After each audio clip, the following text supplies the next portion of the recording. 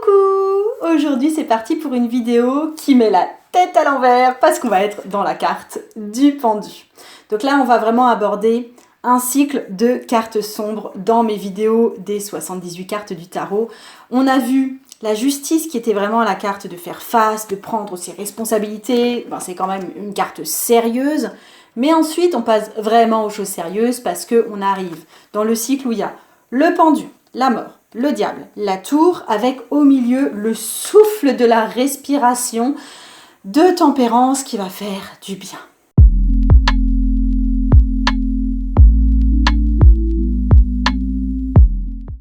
Si tu me connais pas encore, bienvenue sur ma chaîne. Je m'appelle Margot, je suis psychopraticienne spirituelle et tarologue. Et donc ici sur cette chaîne, je parle à la fois de tarot, de psychologie et du travail de l'ombre. Mon but en fait, c'est vraiment de te permettre de développer tes propres outils et de développer ta direction pour devenir un peu plus toi chaque jour sans te sentir obligé d'être toujours là dans une petite case bien définie parce que tu as fait avant ou pour faire plaisir aux autres. Je sais, parce que je te connais et parce que je me connais et que je fais un peu pareil, que la tentation pour toi est forte d'aller regarder avant tout les vidéos des cartes sombres. Là, j'ai pas encore tourné la carte de la mort, mais à mon avis, la carte de la mort va sans doute être plus regardée que d'autres cartes. Alors, si c'est ton cas, si tu as envie d'aller d'emblée voir les cartes qui sont difficiles, moi, je te décourage et je te conseille vraiment de prendre le vidéo de ce défi de 78 cartes dans l'ordre dans lequel je les délivre. Parce qu'en fait, mes explications se suivent et je fais souvent référence à ce que j'ai dit auparavant, donc ça garde une certaine logique. Mais bref, le pendu, ça fait quand même partie des cartes dites noires du tarot, particulièrement avec le diable, particulièrement aussi avec la tour. C'est des cartes qu'on peut regarder avec crainte, qu'on a tendance à considérer comme uniquement négatives. Elles font en fait partie du chemin, comme les temps difficiles qui sont nécessaires à la croissance.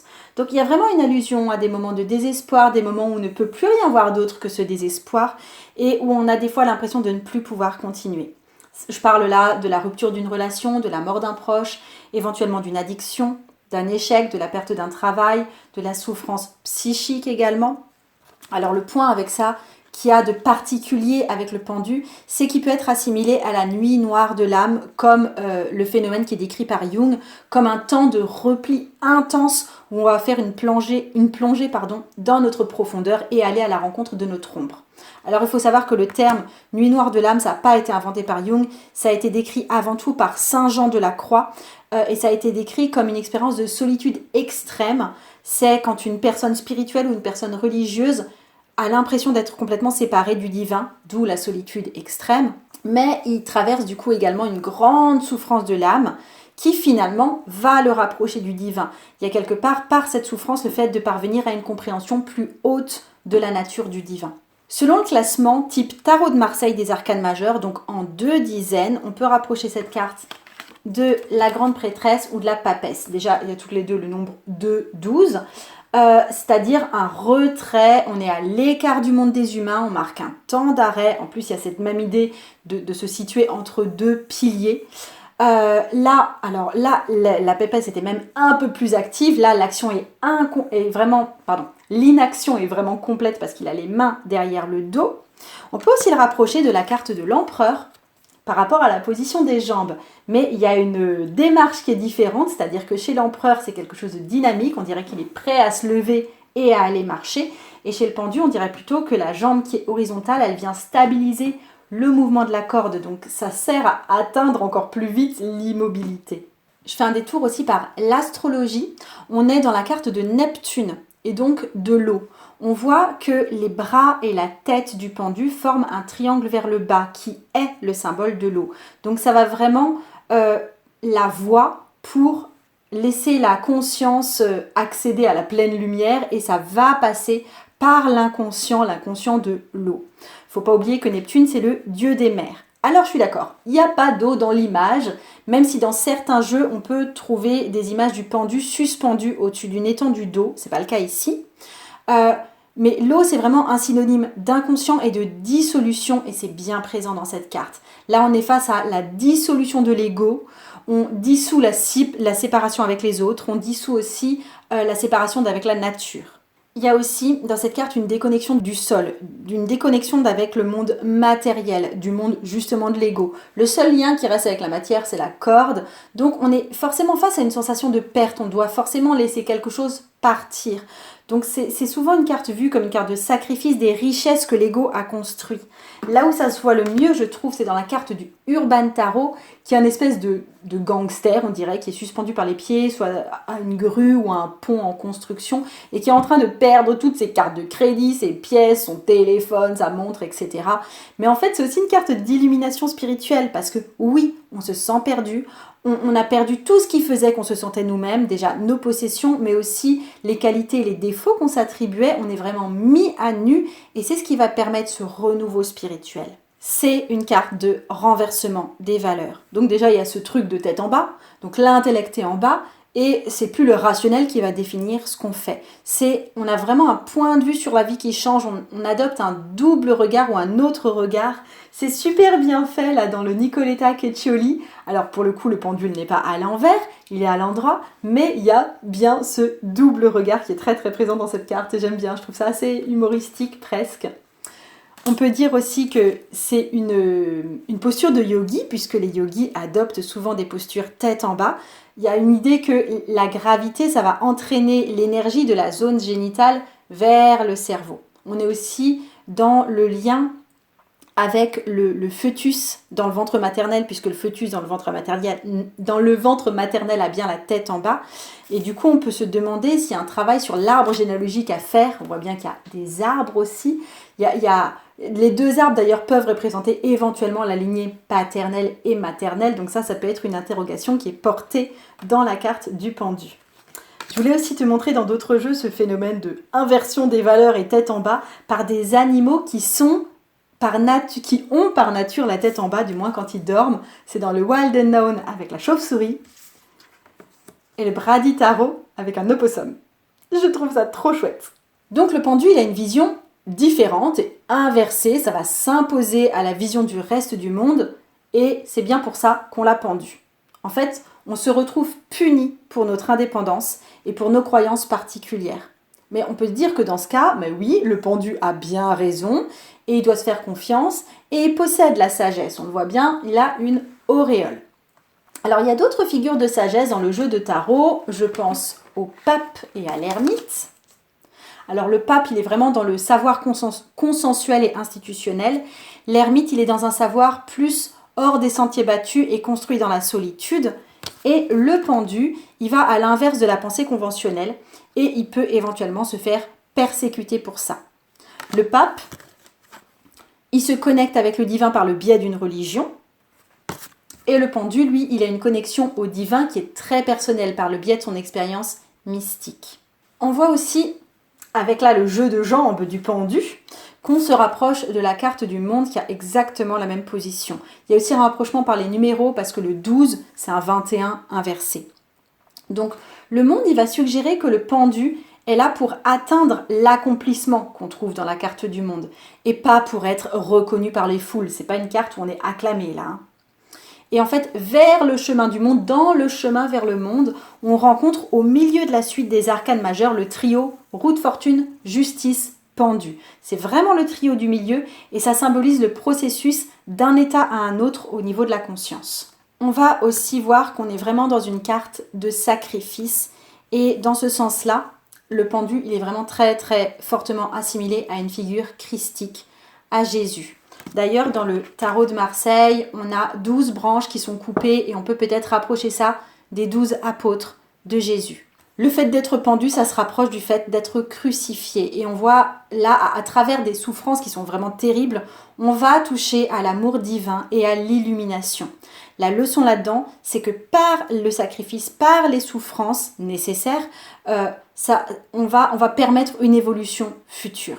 On peut aussi rapprocher ça d'une perspective plus actuelle du sens du sacrifice. Cette fois, le sacrifice étant plus vu comme quelque chose qui touche le lâcher-prise que comme le sacrifice, vraiment, on se tue nous-mêmes et on souffre énormément physiquement.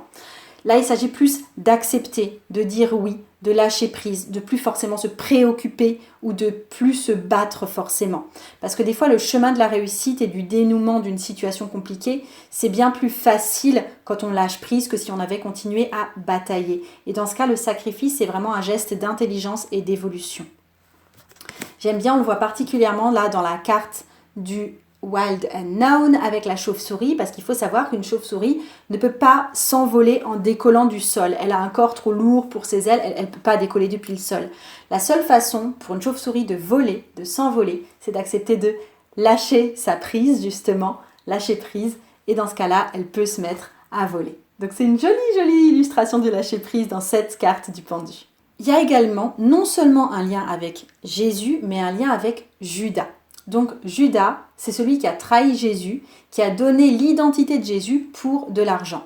Donc après que Jésus se soit fait crucifier, il est extrêmement honteux, il est plein de remords, et donc il fait don de son argent à un prêtre, et il va se pendre dans un champ. Mais sans la trahison de Judas, Jésus, il n'aurait pas pu être un martyr. Jésus, il avait sans doute prévu les événements, et il avait approuvé le fait que ça arrive. Donc il y a un élément de prédestination dans la vie à la fois de Jésus et de Judas. Et la question qu'on peut se poser, c'est que est-ce qu'un homme peut vraiment être coupable des faits qu'on lui reproche s'il était destiné, s'il était prédestiné à faire ça? Ensuite, ce qu'il faut savoir, c'est le prêtre à qui l'argent a été donné. Il fait du lieu où Judas s'est tué un lieu pour enterrer les étrangers et les plus pauvres. Donc il se sert de l'argent pour faire quelque chose de constructif.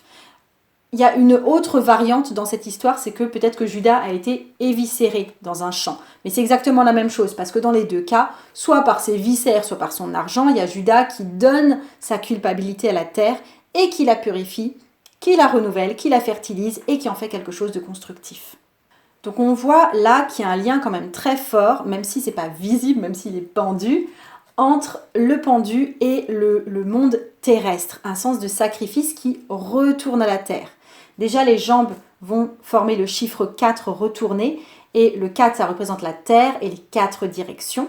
Ensuite, on voit que 1 plus 2 du 12, ça fait 3, donc il y a un lien avec l'impératrice qui est la carte terrestre par excellence. Et le lâcher-prise, en fait, devient possible quand on vient s'unir à la terre. C'est bien ça l'histoire de Judas et Jésus. C'est aussi deux aspects de la même vie. Il y a l'aspect lumineux, libre de toute culpabilité et de toute honte. Il y a celui qui va au ciel, du coup. Et il y a aussi le côté lourd de l'âme. On le voit bien aussi, on l'a vu dans la carte de la justice avec la pesée des âmes dans la mythologie égyptienne. Donc il y a l'aspect animal, les instincts qui nous tiennent en vie, qui permettent nos interactions terrestres, qui peuvent aussi parfois être un poison pour nous, parce que ça va éveiller les doutes, les hontes, la peur. Mais donc il y a bien ces deux polarités dans le pendu, du côté très détaché et du côté aussi très terrestre. C'est aussi une image claire de paix et de compréhension. C'est une carte extrêmement calme. Le pendu, il est entouré par les rythmes de la vie, avec les éléments naturels. On le voit encore plus là, mais je reviens à cette carte tout bientôt. On va vraiment accepter nos émotions, surtout celles qu'on avait écartées pendant des années. Donc il y a vraiment un aspect dans cette carte de croissance spirituelle, de capacité même à être prophète. Le pendu, il est quelque part touché par la grâce. Il peut être persécuté, oui, pour sa différence, mais il peut aussi pardonner à ceux qui le persécutent. Donc le pendu, ça peut être assimilé à la figure du prophète, à la figure du guérisseur. Là aussi, on rejoint Jésus. Il a vraiment un visage serein. Tous les pendus, dans les cartes surtout traditionnelles, ont des visages sereins et détendus. Avec le 12, on a aussi une référence au 1 et au 2, donc au magicien et à la grande prêtresse. Donc, la référence au magicien, on a vu que le pouvoir, il avait été attiré par le bâton et maintenant il fait partie du pendu. Donc, il y a un cercle de lumière autour de sa tête. Et en étant calme, il vit aussi une sorte d'excitation et de grand pouvoir parce qu'il en tire une force spirituelle. Donc là, on est dans le 2 de la grande prêtresse qui rappelle l'eau, qui rappelle le retrait. Alors la grande prêtresse, c'est vraiment l'archétype de la réceptivité. Le pendu, c'est moins un archétype, c'est plutôt la réelle expérience du retrait. Avec le Mariel Tarot, la carte du Mariel Tarot que je t'ai montré tout à l'heure, ça vient du Mariel Tarot. Donc on est là aussi, on le voit bien, dans l'image de Jésus et du roi sacrifié en général. Ça porte un symbole aussi de renouveau, de sacrifice et de renaissance. Mais on est aussi devant une représentation du dieu scandinave Odin. Odin, c'est celui qui apporte les runes aux humains. Donc Odin, il va donner un œil, il va faire le sacrifice de son œil pour avoir les runes, et donc ça lui donne accès à une connaissance infinie. Les autres dieux qui ne sont pas d'accord pour le fait qu'il ait les runes vont le pendre à l'arbre de vie, il est même blessé de sa lance, et ils vont le laisser là pendant 9 lunes. Et au bout de la 9e lunaison, Odin peut ramasser les runes dans les racines de l'arbre de vie. Donc on est vraiment face au sacrifice des désirs de l'empereur, qu'on voit pas mal au début des arcanes majeures. Donc l'empereur, il a ce désir de domination sur le monde, et là, il va changer de perspective et il abandonne ce qui fait envie au général aux humains, donc le succès, le pouvoir, la fierté, la beauté, le sentiment d'être unique et spécial, le fait d'être séparé aussi du reste de l'univers. A vraiment une idée de don de soi et de don divin de soi. J'en ai fini avec cette carte du pendu. Je pense que ma carte préférée du pendu, ça va rester celle de notre petite chauve-souris. Et moi, je voulais te dire que si tu veux aller plus loin avec moi, donc soit pour découvrir le tarot et vraiment aller travailler avec le tarot, soit pour avoir plus d'outils de connaissance de toi-même, le plus simple, c'est d'accéder à une vidéo exclusive. Je te mets le lien juste en dessous et ça va t'amener un peu plus loin dans ma perspective. Ça, c'est une vidéo qui te montrera comment et pourquoi arrêter de cantonner la spiritualité à une pratique qui est complètement déconnectée de la vie quotidienne et d'en faire vraiment un outil pour avancer dans ta vie. Je te dis à très bientôt, je t'embrasse et le tarot peut changer ta vie.